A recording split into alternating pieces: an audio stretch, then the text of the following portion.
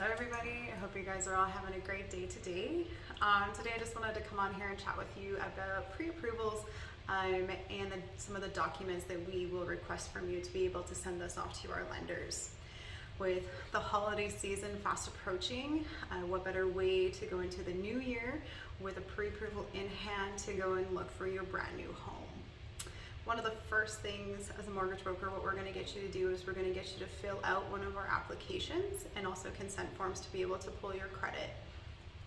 Lenders typically like you to have at least a 650 score to get pre-approved and to get a mortgage.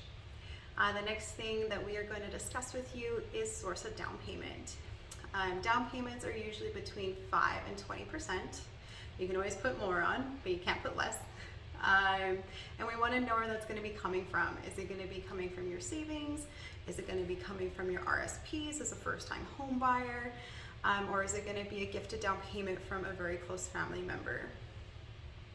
And the next thing that we're going to go over with you and documents that we'll need is your employment. So for that, what we'll need is we'll need your employee letter. It'll have to state how you get paid. Is it salary? Is it hourly? Your hours you're guaranteed, and how long you have been with the company. The next thing we'll also need is a pay stub.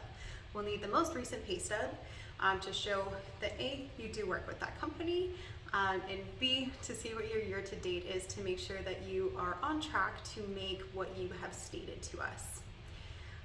And then possibly sometimes we will need a T4 as well, just to confirm what you made last year and to make sure that you're still on track to either make the same or close to what your job letter states as well.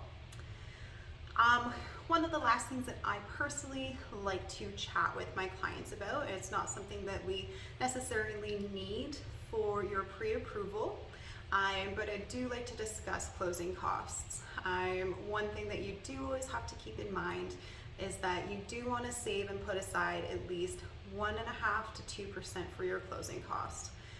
Closing costs are going to be for lawyer fees and your inspection fees, possibly appraisal fees, or any other things that are going to be coming up in the transaction once you actually have a purchase that you are wanting to have.